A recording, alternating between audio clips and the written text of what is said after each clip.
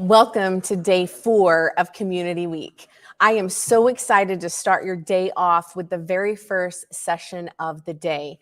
Today, I have my friend Jennifer Mahan joining me to talk about curation and digital citizenship. As always, we'll put the link to the certificate below in the chat, so make sure you're looking for that.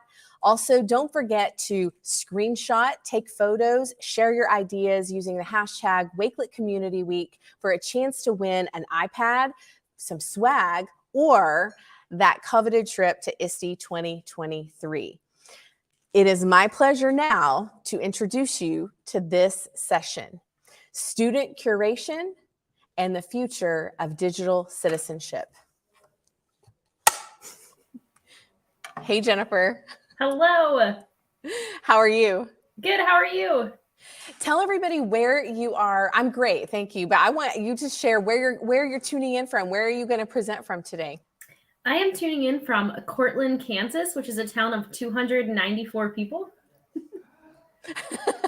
That's way smaller than I actually ever anticipated it being. So if you're joining us, please tell us where you're joining from. We have been checking the chat out while we've been backstage. We see so many of you from all over the world, including California. You Californians are up really early to hit this session. I see some familiar names in the chat. Jennifer, do you see anybody that you recognize right away? I do, but I think I'm more distracted just by all the different countries that are present at our session right now. That is awesome. It is amazing. We have Poland and India. We have Tim. Hey, Tim, I see you from New Jersey. I saw Maha. We have so many people, and I know they're really, really excited to talk about a topic that we all are really passionate about, especially in the ed tech space. So we're talking today, you and I, about the student curation and the future of digital citizenship. I'm going to lean a little bit more towards sharing on the secondary side, and Jennifer's going to talk a little bit more about the elementary side, and she's some incredible examples to share with you today. So what do you say, Jennifer, we get started and we show them some examples? Let's do it. Okay, so I'm going to go ahead and share my screen. And we should be seeing, so Jennifer, you'll just tell me, do you see my screen? We should see the student curation title slide. We do. Okay. And you still see it, correct? Correct. Okay, so welcome to our session. As you can see, we are using Canva. We're really excited about the new Canva integration. So Jennifer and I decided to go ahead and try out Canva. So Jennifer, go ahead and introduce yourself officially to our audience. So like Tisha said, my name is Jennifer Mahan. I am a K-5 STEM teacher and a technology integration specialist at East Elementary School in Belleville, Kansas. You can find me on all forms of social media at Jennasaurus Tech. So yeah, that's a little bit about me. And I'm Tisha Poncio, Digital Learning Specialist for Wakelet. You can follow me on Twitter, Texas Tech Chick, or you can find me on any social media platform. You also can find me on Wakelet at Tisha Poncio. All of my social media and contact information is there. So we're going to get started. We want you to interact with us today, and I want to ask you this question. What is curation? What does curation mean to you? As we are in the educational technology space, and a lot of the coaches out there are working with teachers, I don't know that everybody has a solid definition of what curation is in general, and then also what curation looks like in the classroom. So if you'll go to www.menti.com and use the code 63555130, we want to see your results. And I love that I can link in Canvas. So we're going to click on this link here, and it's going to open up a tab. And as you are answering, we should see some of your results and your answers here. What I'll do is I'll continue to come back to this throughout the session. If you're having issues with that, let me know. We have lots of ways for you to interact with us today, so don't worry if you can't get to the Menti. So next, let's just go over what curation actually looks like in the classroom. I've put some definitions together on the left-hand side. really it's purposeful gathering. So when you're giving your students the space and the initiative to gather things purposefully, right now they're on social media, and of course they're consuming content all the time, but some of them are creating and curating as well. And they may not be doing it in a meaningful way. So this is one way that you can do that in your classroom. Also, giving students the opportunity to discover their best writing, their best art, singing, language. And then you can pull in information literacy, which is really a tried and true way to do this. Jennifer, do you have your students do any research projects in your STEM class? Yes, but not as extensive because I do teach K through 5, but we do research projects, and it's a great place to collaborate on research projects with Wakelet. Absolutely. And one of the next definitions for curation is effective communication. So really learning how to go through sources, weed through sources, and find those credited sources and trusted information. Can you give me an idea, Jennifer, on the elementary level specifically? How do you do the things on the left side of the slide in the classroom? Like, we know the definition, but the difficulty sometimes is how to apply that in the classroom. Can you talk a little bit about that? I think it's important really to model what you want students to curate. Model, all the purposeful gathering and how to interpret stuff, and lead by example. So how we use Wakelet in the K through 5 classroom is we use it for a lot of collaboration and group projects. It's a great space for students to keep track of their information. And especially teaching STEM, I'm teaching them the design process. There's so many different parts to the design process. And my students can put their research on there. They can put their planning on there. They can collaborate. And then they can show the end presentation. They can go back and see their other groups' projects. So it's just a really great way to show their curation. It's awesome for entry and exit slips. And it's a really great place to showcase their learning. And it doesn't just have to be STEM projects. They can do Flipgrid videos and put those in there. It's just a really great way to showcase what they're learning and what they know in a meaningful way. I love that. So I want to touch on this subject here.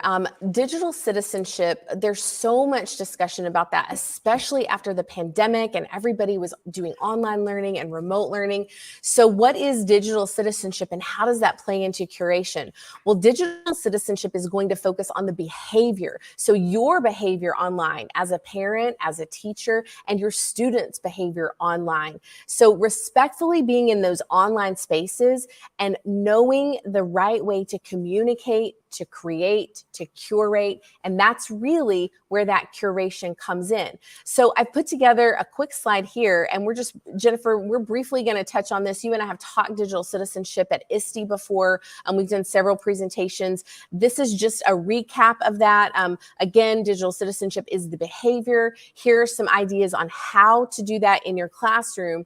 And what I love about Wakelet specifically is that curation and digital citizenship pair together like a really fine wine and cheese, right? So we want you to think of it in that way. Just like Jennifer said, pull in those flip grids, give them the space and the opportunity to create. Jennifer, what do you think about this quote? I love it. So if we want students to become critical thinkers, we need to teach them to become curators. And I think that's really important because one thing Tish and I have said before is that, especially with curation and digital citizenship, it's not just something you do every now and then. It's something you're embedding in the entire school year. It's something you're teaching constantly and you're modeling. And it's just really important to do this all the time. So I think that's interesting that you said that, because I am fully going to admit that for years and years as an educator, I was only hitting digital citizenship ISTE standards, for example, 1 week in October for Digital Citizenship Week. And the truth is, when I started using Wakelet and implementing Wakelet in my classroom with students for learning, it created this opportunity for digital citizenship and curation and information literacy to be the topic of conversation on a daily basis. And so I really believe this. And it really moves your students into we talked yesterday during my session, Jennifer, Dan Thomas talked about teaching our students to think. And I think that's really what this does. It moves them from consuming or taking the information their educators are giving them to them really leading that process and going out of your classroom with this lifelong skill of critical thinking. So we don't want to waste any more time talking at you. We want to show you some of those examples. So I've put this QR code here. If you happen to have your phone, you can scan this QR code. It will take you directly to our collection of resources, but at the same time, backstage, they're going to click that or post that link for you so that you have access to that. So what do you say, Jennifer? Should we get started with our examples now? Yes, I think that's what everyone's waiting for. Okay, so this is the resource collection that we have made for you. And you'll see that it is split up into several different columns. We, of course, have given you the slide deck like we always do. We've also given you an activity that we're going to look at the very end so that you can collaborate and have some talking points with each other. And then we're going to look at those collections. So we're going to start with Jennifer, and then I've added in a couple of resources. And if you didn't catch our contact information at the very beginning of this session, you have all of that contact information here in that very last column. So we're going to start with Jennifer's elementary end of the year recap. So Jennifer, go ahead. One thing I was going to add is the nice part about having all of our information right there. It's like a direct to our Wakelet where you can find all of the fabulous resources that we're going to share. Absolutely. Okay, so I teach kindergarten through 5th grade, and as we were talking about this earlier, Tisha was laughing because I have GIFs in all of these, and GIFs, either way, I have them in everything, and my students love them, and as soon as they see this come up, they just laugh, and as did Tisha, so that's fabulous. So this first collection is my end of the year recap, and this was, can we scroll down a little bit? Oh, so sorry. Yes. Okay, this is a collection of, I believe, my kindergarten through 3rd grade students just sharing an end of the year, what was their favorite part about STEM. We use the learning platform Seesaw for kindergarten through 4th grade, and 5th grade and up use Google Classroom. So when I use Wakelet with my students, I share the link to the Flipgrid in in Seesaw, and then I also share the collection here for my students to be collaborators and share their video. As you can see, their selfie game is not quite there yet, but their videos are pretty funny. But this is just a way where, you know, when I have different classes creating Flipgrid videos, all my 1st graders are together, all my 2nd graders are together, my 3rd graders are together, and there's not really a way for them to collaborate across grade levels and see maybe what other classes are doing. So this was a really fun way for my students to share their favorite memory in STEM this year, and then we could put it where they can access other people's, maybe see, hey, what are our 2nd graders learning this year? And it was a fun way for them to just collaborate with their peers. So integrating Flipgrid is definitely a fun way to use a Wakelet with your young learners. And I wanted to just hit on something specific, Jennifer, here, because you and I had a conversation as we were planning this session. And some of you watching may be concerned maybe about the fact that she has her students on the Flipgrid and we're presenting to a worldwide audience. But we had a conversation about your okay to be photographed students. Isn't that right? Your district has a list, correct? Yes. And I removed any students that were not on the list of who could be shared. So these are all students who I can share their information because you definitely want to keep kids safe. So that's just... I think that's just a really great point because, again, that goes back to what you said earlier about modeling for your students, right? Yeah, I want to teach them about a good digital footprint. And here I am like sharing them, but it's all students who can be shared. So it is safe and A-okay. Absolutely. Okay, what do we have next? Next, okay, so one of my students' favorite things to do is stop motion animation videos. And it is a fun way to have students show what they know. So with teaching STEM, I'm teaching students a lot of like the Google platforms they need to use. So one of the things we were doing was stop motion animation videos. And we've done so many different versions of them. When we were talking about recycling, they had to create one that taught a message about why is it important to recycle and Earth Day. Well, we did some fun ones for Harvest and Halloween, and that's some of these first ones you see on here. They got rather creative.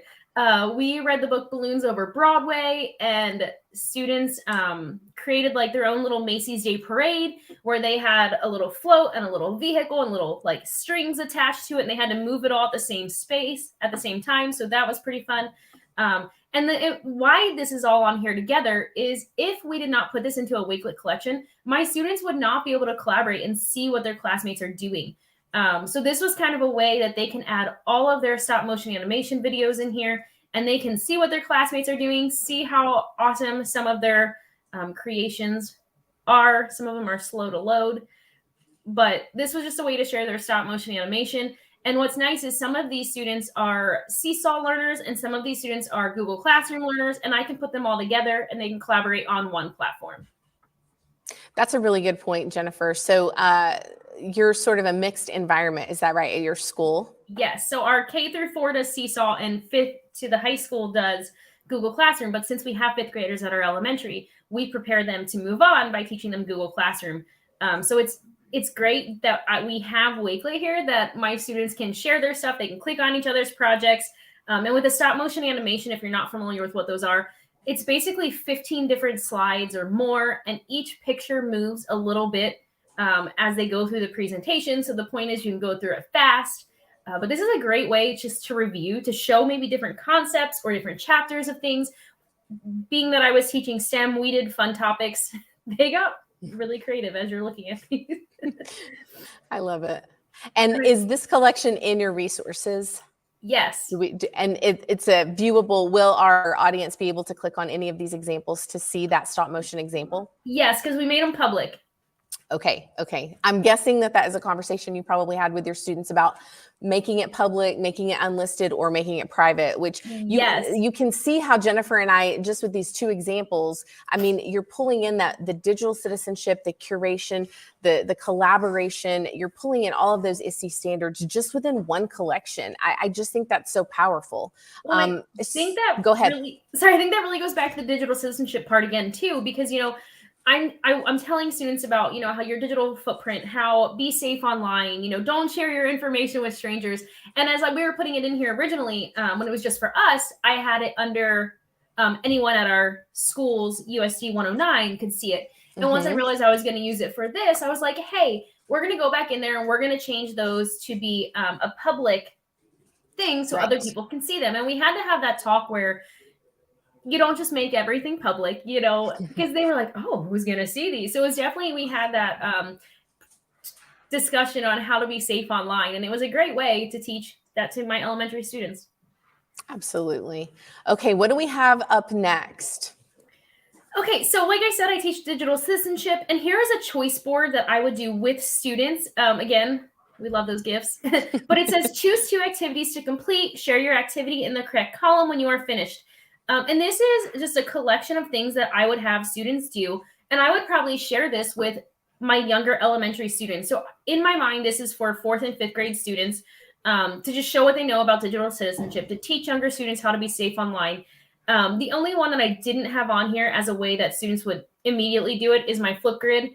I would give them different topics, but I didn't assign those topics. So it's kind of just taking you to my educator dashboard right now of a collection of like 5 or 4 digital citizenship topics that I would use with my students. So that's what that first column is. The second one is stop motion animation. Again, I would have students create stop motion animation videos to help students figure out how to be safe online, or even what message do you want to share with students? Maybe it's about information literacy. Maybe it's about, I'm giving students the freedom and the choice to kind of show what they know and share what they think is important with younger students. Because I really like to have my older kids model for my younger students what they feel is important, especially what's important to them. The middle section says use Google Drawings to caption an image. This is really fun. And this one I got from Matt Miller, where you use Google Drawing, bring in a picture, bring in a little speech bubble, and then put some fun message there. So I can't tell what that guy says, but it was a little dog who I think was telling something about if you enter your information, you can win bones for a year. And he was like, is that safe to enter? So that was just something that I think my students would think was funny, or they would understand that this is how you can create a message like that. The next one is doing a comic book style with Google Slides. And again, that's just them deciding what's important, what would they want to teach a younger student, and being able to put it on here in a nice organized column to share with their peers. And the last one, book creator, is always a fun one. And that was create a book on, again, digital citizenship, what message you would want to share with students. And what I like about this is this choice board. I want students to create 2, but I'm giving them the choice to choose, hey, what do you want to do? And then you can enter it in here. When you're finished, enter it in the right spot, and we'll share with our peers. I know that our audience, I can't see the chat right now, but I'm assuming they love choice boards. Choice boards are such a great way to individualize learning. So this is a really great resource. I love all of these activities. Honestly, I'm kind of wanting to do the stop motion animation myself. So what do we have next? The last one I'm sharing on today is, this would be something I would share with my students. So this is the Snowshoe STEM Challenge.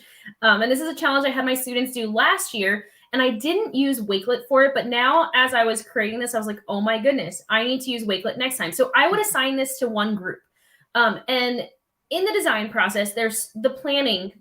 So the very first part, I have project description. Students can click on this and see, okay, here's what my materials are. Here's what I'm creating. In the next one, I provided an example for my students. This is a snowshoe one of my students made last year. So just when you think of a snowshoe, I think students think of like the tennis racket on a shoe. Well, here's another example of how my students created a snowshoe. So that was just an example for them. The next one is, this is your partner planning. And with the new feature, they can write right in there, correct? Which is so awesome. So here's where students are really putting in their information. They're putting in their blueprint. They're putting in their answering questions. And then on the last part, that is where they would go ahead and put in their Flipgrid presentation, which is when their project's all finished. They're going to create a Flipgrid video. They're going to put it in there, and you can collaborate with other groups. Because then I can take this Wakelet and put it inside of another Wakelet. So I have all the groups in one Wakelet together, and everyone can click on and kind of see the progress and the collaboration of planning a project together. So I would do this honestly with probably, I would say, my 1st through 5th grade, and it would look very different for each grade, and that's okay. You know what I love that you said here is that you have this Google Drawing in here for planning, but you're absolutely right. The drawing integration, your students could just draw out exactly what they're going to need, or there's unlimited possibilities for that drawing feature. But I love that you've put it all into a Wakelet, and then like you said, you're going to do this with what grade levels again? I could see me doing this 1st through 5th grade. This is a project I did with 2nd through 3rd last year. Or 2nd through 4th, and I could definitely do that again. That's amazing. This is so good. I really, really like this example. I'm telling you, you're so creative, Jennifer. I know we're co-presenting together and we've been working on this for a really long time, but to see it and present it with you today really is powerful for me. Do we have any more examples from you? Do you want to show the audience anything else? We have about 7 minutes left. If not, I'll just show a couple of examples and then we'll let them collaborate with us and we'll give you our call to action. What do you think? I think you can go ahead because I have these linked on our Wakelet so people can go in and click on them and look at them all they want. I did add 2 others, which is like just end of the year things or goals for the beginning of the year. So you can see like beginning, middle, end of the year projects. If you want to document or do like student portfolios, that's all there. So go right ahead. That's amazing. Okay, so I have just 2 examples here. And this example right here actually came from a Wakelet team member, Alex, just a couple of days ago, because we were discussing music. And I thought, how fun would this be for students to do? It's maybe an SEL project, or you want to get them on Wakelet and you want to get them familiar with the platform. So it is a live playlist or a live album, so they can create a playlist using songs with YouTube, or they could just write that out. There's so many ways to do this. So I always say there's a way, not the way. So we're going to talk about that again in a minute. But they can create their playlist, and then you could have them use the integration, and they could create their album cover with Adobe Creative Cloud or Canva. And so I've done that really quickly. I'll be really honest, Jennifer. I just went into Canva. I looked at the templates. I typed in album cover. It gave me a template, and I very quickly changed the photo and the text so that it would reflect my name. But your students could get so creative with this. You could give them a single point rubric. You could give them, you know, the targets that you want them to achieve for this project. But this is just a really easy, great way to do that. And in addition, they're learning how to use tech for good. So I think I just want to stress on this. No matter what level Wakelet user you are, you can really start using this with students at any level, and it can be very simple. So I say that too. Don't feel like you have to do something, you know, to the top level to really be effective with your students. It can be something as simple as this. My second example is I've thrown in a digital choice board also for you.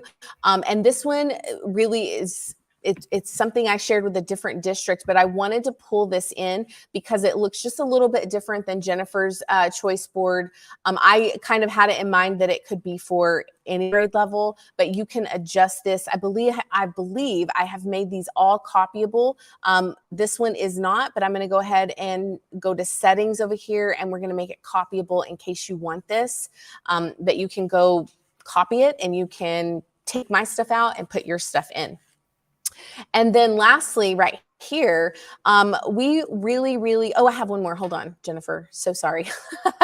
I skipped right over it. I have this creative showcase, and I wanted to cover this.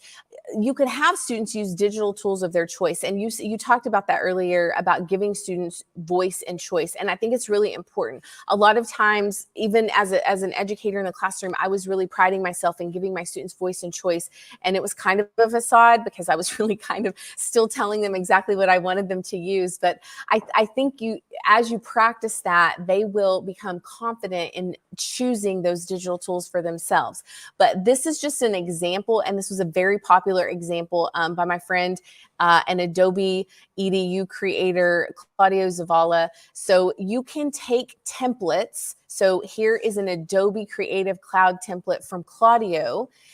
Here is a very, very elementary template from me using Canva, but I wanted to pop that in there so you could see the difference. There's a way, not the way, and the idea is very similar, but you could take any concept that you're trying to teach your students. It could be digital citizenship traits. It could be defining a word like curation.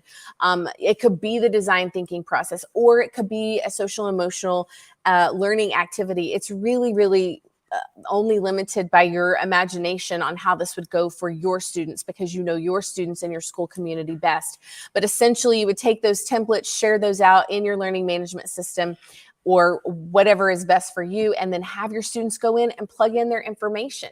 Have them critically think through what that would look like. And then you can do what Jennifer did, pull all of those creations into a collaborative collection to showcase, and then have that conversation about public, unlisted, or private. But this is just a really quick example that I wanted to share with all of you, especially because we have the new Canva integration as well. So all of these examples can be found in our resources. We'll put that link in the chat one more time in case you missed it.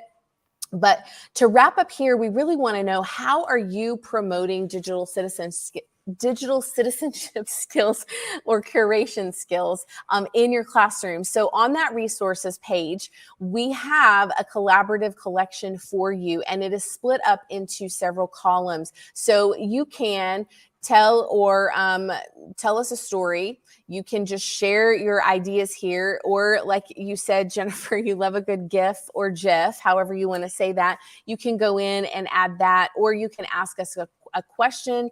We'll interact with you here, or we'll follow up with you.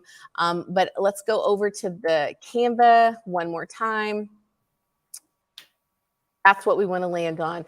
What ideas do you have using Wakelet to support digital citizenship curation goals in your learning spaces? Jennifer, can you tell everybody where this QR code is going to take them? I believe to my Wakelet profile. Absolutely. Yes. That's right. So our Wakelet profiles are here. You can scan those QR codes. Again, you can go to those profiles and you can follow Jennifer or myself. I believe we both have our LinkedIn's linked there, our Twitter, Instagram, etc. And you can also reach out via email. But we are really interested to hear about this. And we're going to a networking session like right now. So we want you to go to these networking sessions, and this is the call to action. We want to know, how are you going to implement curation and digital citizenship skills into your lessons, into your classroom on a daily basis? So you can add your answer if you want to collaborate with us. The collection is there. There is the code. This is for you to interact, or you can just go view it if that's what you would rather do. Maybe you don't want to add an answer. You just want to read what everybody else says. That's also okay. Jennifer, do you have any last minute comments before we head over to our networking sessions? No, just thanks everyone in the chat. It's been really positive, and I love seeing everyone's comments and how they would use student curation. And I see some names I recognize over there. So it's been awesome. Thank you so much for presenting with me, Jennifer. It's honestly been so much fun, and I've been so excited to start your day with this session. Again, our resources are linked. They're in the chat. So next up, join us for backstage breakouts. We are so excited to hang out with you in those backstage networking sessions. Make sure you complete the form, the certificate form, so you'll get credit. And I will see you after the networking sessions for one more session about student portfolios. We'll see you soon.